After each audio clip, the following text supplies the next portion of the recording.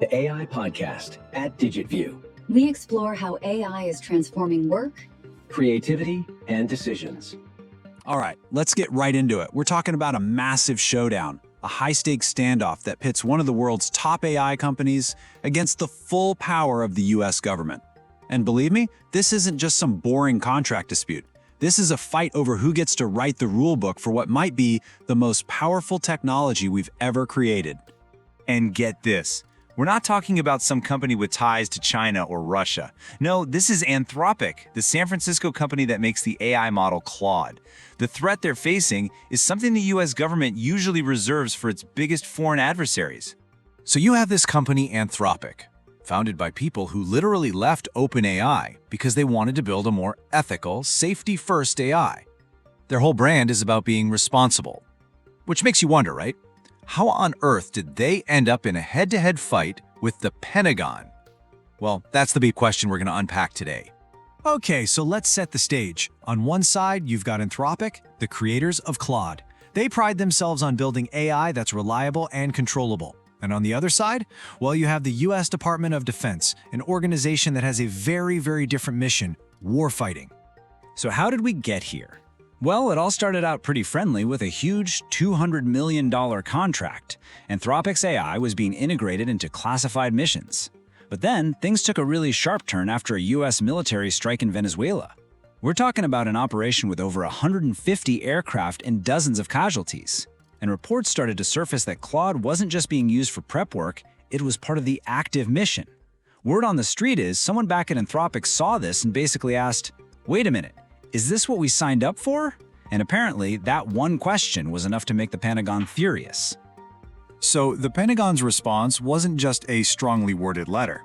Oh no, they're threatening to label Anthropic a supply chain risk. And I know, that sounds kind of boring and technical, but trust me, it is an absolutely massive threat. Being labeled a supply chain risk is like being completely excommunicated from the entire world of government contracts. It would force everybody who does business with the military, we're talking Amazon, Google, Palantir, you name it, to cut all ties with Anthropic. It's basically a corporate death sentence in that sector. And just to be crystal clear about how serious this is, this supply chain risk label, it's almost always saved for companies linked to, China or Russia. So for them to even think about using it on a major American AI company, wow, it just shows the Pentagon is not messing around. All right, so that brings us to the Pentagon side of the story. Why are they taking such a hard line? Well, it all comes down to a fundamental clash over who's in control and what this technology is actually for. You can really boil this whole fight down to this one slide. The Pentagon is saying, if it's legal under the laws of war, we need to be able to do it with AI. Period. No exceptions. But Anthropic is pushing back saying, hold on, just because something is technically legal doesn't mean it's right, especially if it makes us start to look just like the authoritarian regimes we're supposed to be fighting. And listen to this quote from the Secretary of Defense, Pete Hegseth. It says it all. For the military, responsible AI isn't about some Silicon Valley social ideology. It's about one thing and one thing only: winning wars. They've even said they flat out will not use an AI model that refuses to fight. It's really that black and white for them. And from their point of view, you can see the logic, right? First, national security demands the absolute best tools to help soldiers win. Second, soldiers' safety.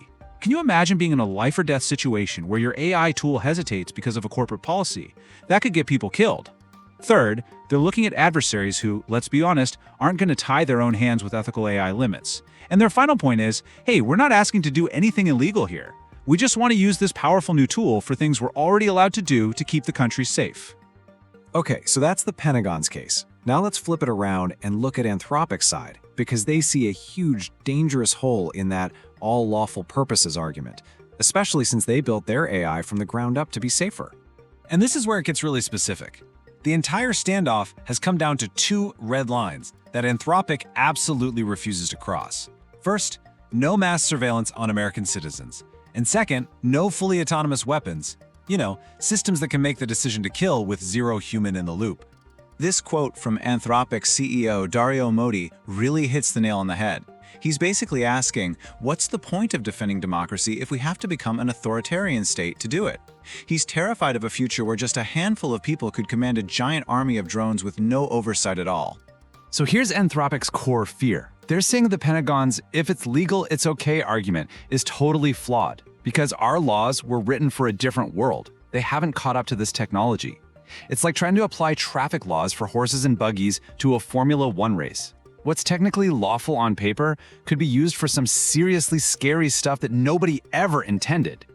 Okay, so you might be thinking, this is a fight between a giant corporation and the government. What does it have to do with me? Well, it turns out the outcome of this has very real, very direct consequences for all of us. Let me just walk you through how this could play out. The government can already legally collect tons of public data, your social media posts, your voter registration, even gun permits. Right now, it's just too much information to make sense of. It's like a giant, messy warehouse of facts. But you bring in a powerful AI, suddenly that AI can scan the entire warehouse in a split second.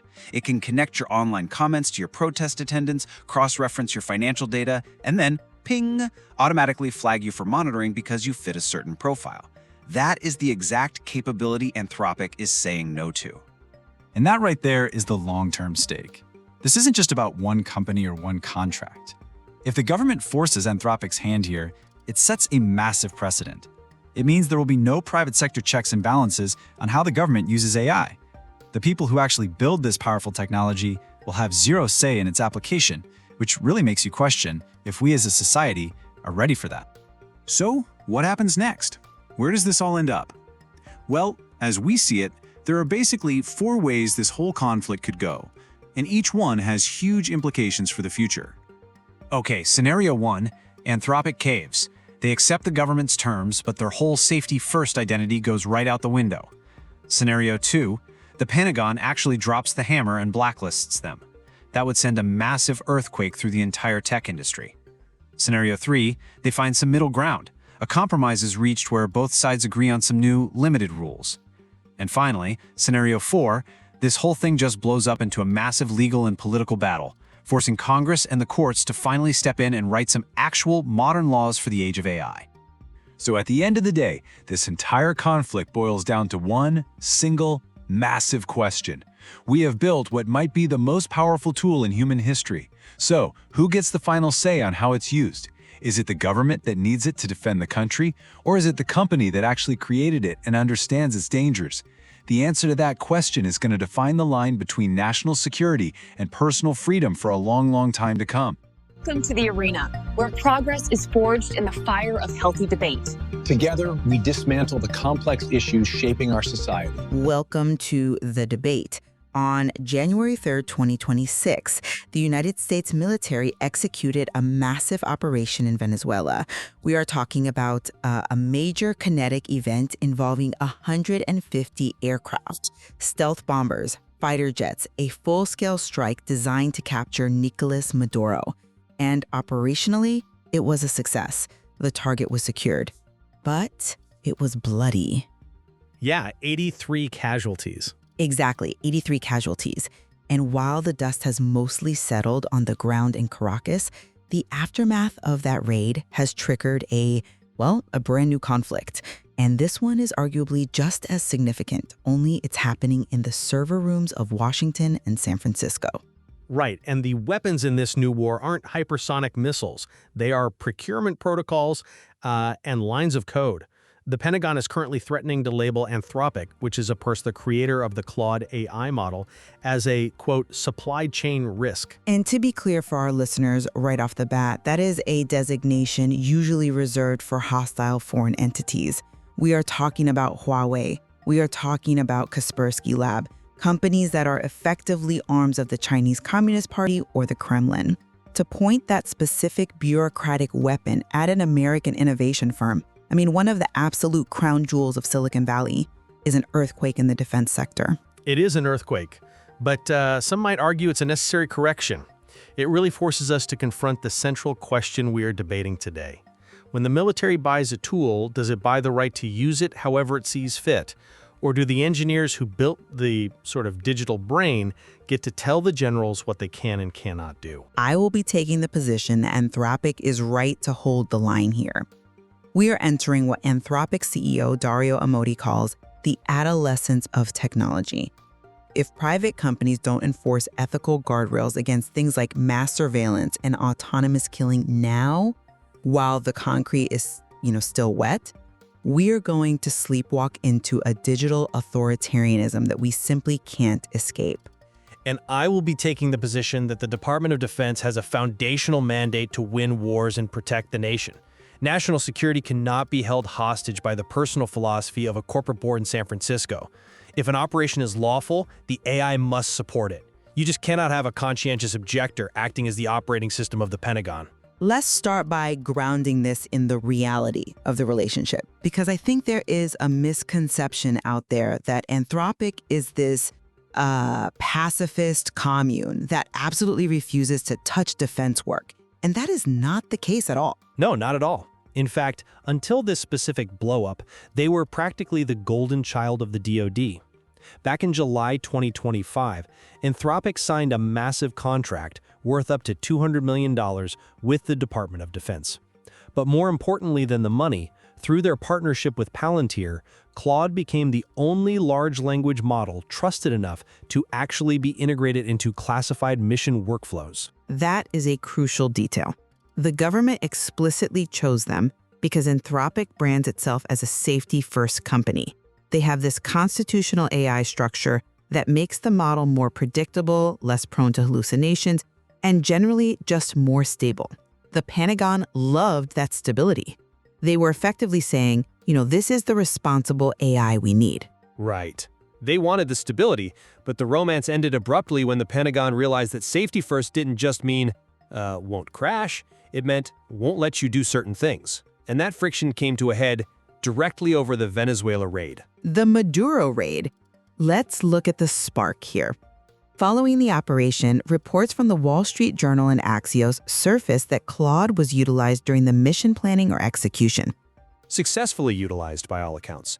It likely processed intelligence data, maybe helped map out logistics or analyze comms. Sure, but then came the rumor. It was reported that someone at Anthropic contacted the Pentagon or perhaps their partners at Palantir, essentially asking an audit question. Basically, was our model used in this lethal operation?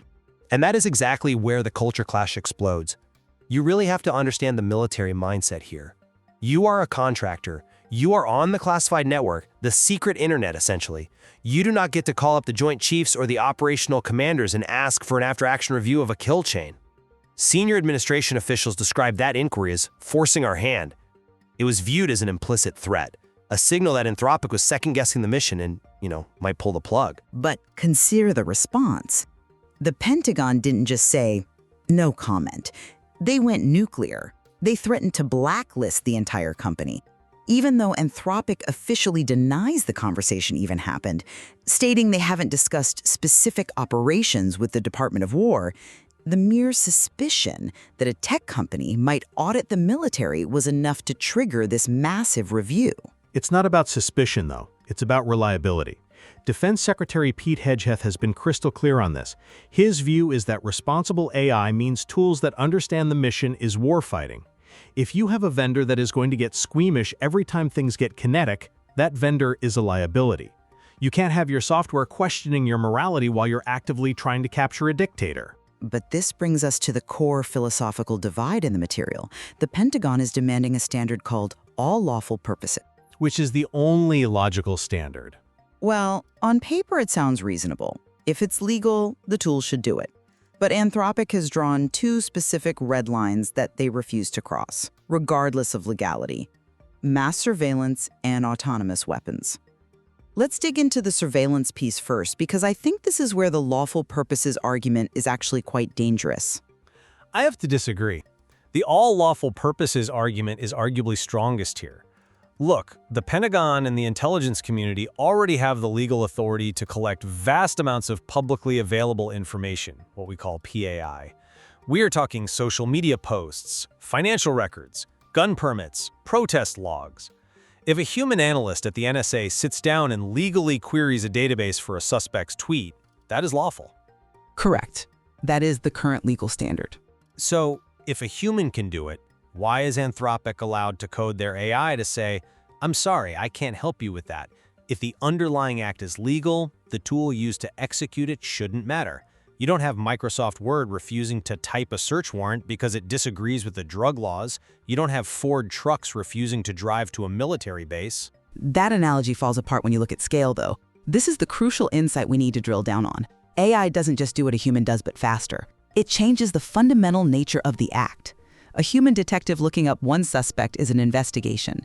An AI cross-referencing the financial, social, and political data of 300 million Americans in 3 seconds is not an investigation. It's a dragnet. But if the data's already public, the privacy expectation is already gone. No, the privacy expectation relied on friction.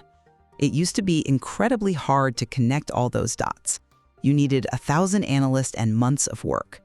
Now you need one prompt. Dario Amodei wrote about this in his essay, The Adolescence of Technology. He argues that if we don't draw hard lines now, we hand governments a turnkey totalitarianism kit. He specifically mentions the fear that AI-enabled surveillance allows a state to repress their own people by identifying dissidents before they even organize. Dario is writing philosophy. The Pentagon is dealing with actual threats. You are assuming the government's intent is to repress the American people. The government's intent is to find terrorists, foreign spies, and threats to the homeland. If we voluntarily cripple our own intelligence capabilities because we are afraid of a hypothetical Black Mirror scenario, we are just handing the advantage to adversaries who have absolutely no such qualms.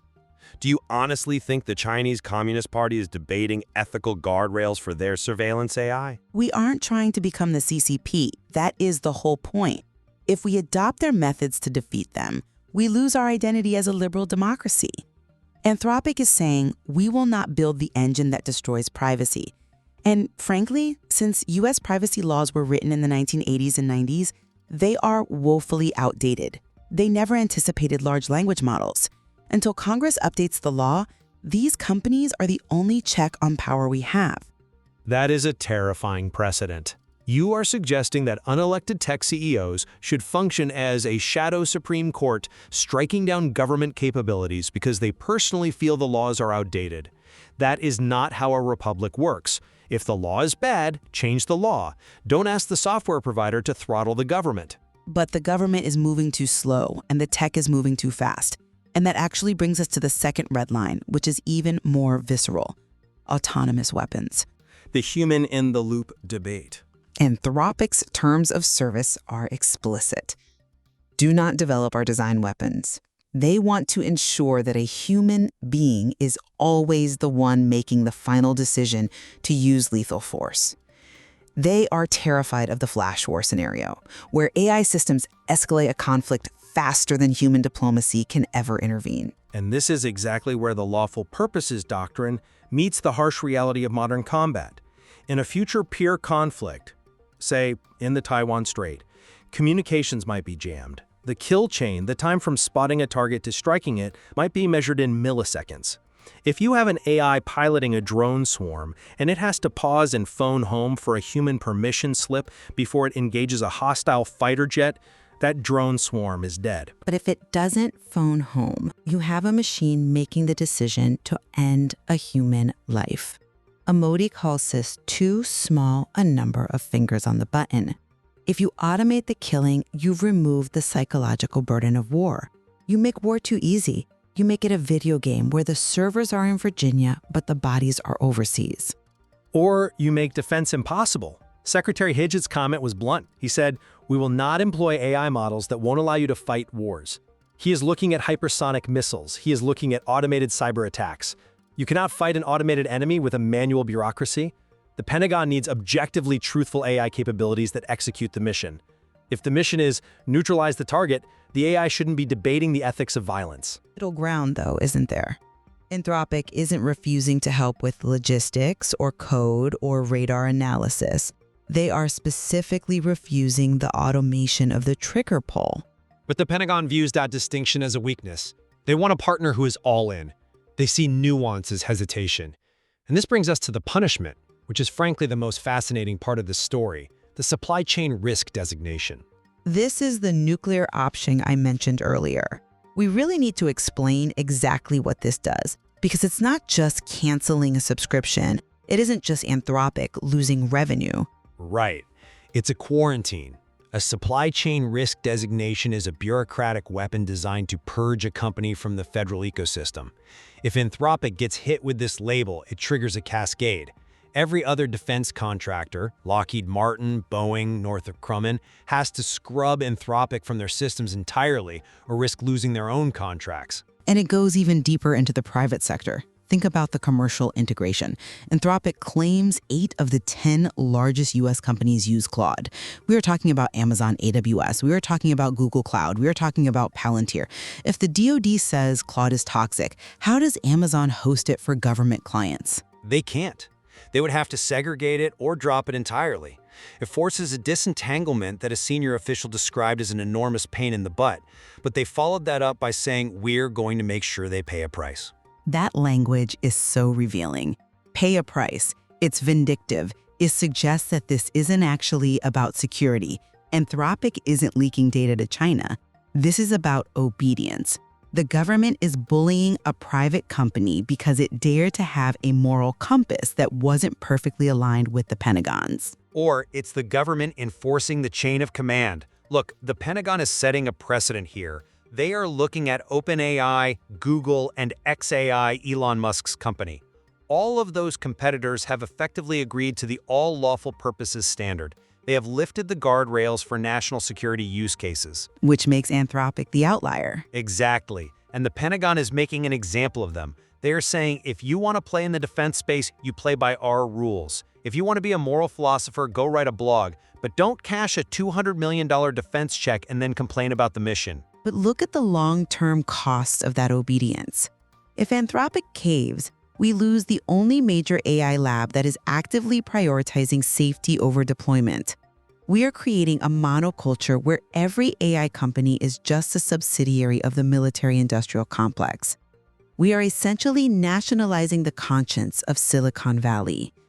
The flip side is that if Anthropic doesn't cave, they lose the market entirely. The vacuum will be filled instantly. OpenAI is already positioning itself as the patriotic alternative. They are ready to serve. So Anthropic might keep their soul, but they will lose the contract, and the military will get the unbridled AI they wanted anyway. That is the tragedy of the commons here. It feels like we are at a pivotal moment. The boundaries of the military-industrial complex are being redrawn in real time. We're deciding who ultimately controls the most powerful technology humanity has ever created. It really comes down to trust. Do you trust the democratic institutions, the military, the president, Congress, to wield this power responsibly within the law, or do you trust a handful of unelected engineers in Silicon Valley to decide what is safe for the rest of us? I would argue that, historically, blind trust in the government's use of surveillance and weaponry hasn't always aged well.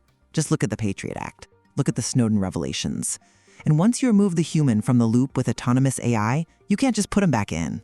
And I would argue that in a world of wolves, you cannot afford to chain up your watchdog. If our adversaries are sprinting toward autonomous warfare, standing on the moral high ground just makes you an easy target. You have to survive to have ethics. So what happens next? Looking at the material, we have essentially 3 scenarios. Scenario 1, Anthropic blinks. The financial pressure is simply too high, the investors panic, and they agree to the lawful purposes clause. Which I think is the most likely outcome. Money talks, and the threat of being blacklisted from the entire federal supply chain is an existential threat to their business model. It disrupts the relationship with Amazon and Google. It's just too much heat. Scenario 2, they hold the line. The Pentagon pulls the trigger on the designation. We see a massive lawsuit, a chaotic disentangling of software across the government, and Anthropic pivots to being a purely consumer and commercial company, effectively exiled from the national security state. Which would be a loss for the Pentagon, honestly. Claude is a highly capable model. Losing it because of a purity test hurts our own capabilities. It forces the DoD to rely on a smaller pool of vendors, which is never good for innovation.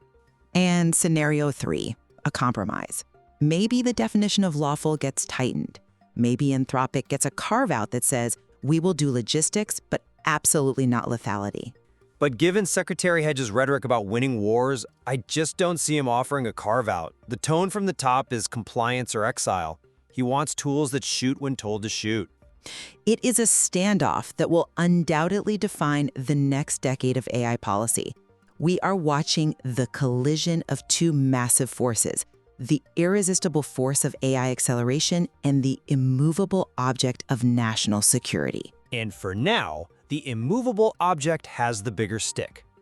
But there is clearly so much more to explore in how these policies will actually be implemented. A fascinating and terrifying moment in history. We've laid out the arguments, the red lines, and the stakes. There is definitely merit to both sides of this incredibly complex issue. Indeed. Whether you side with the efficiency of the state or the ethics of the creator, the outcome of this fight will determine the operating system of the American military. It's up to our listeners to weigh the evidence. Thank you for listening to The Debate. The future is here. AI podcast at DigitView. Don't blink. The evolution has only just begun. This is DigitView.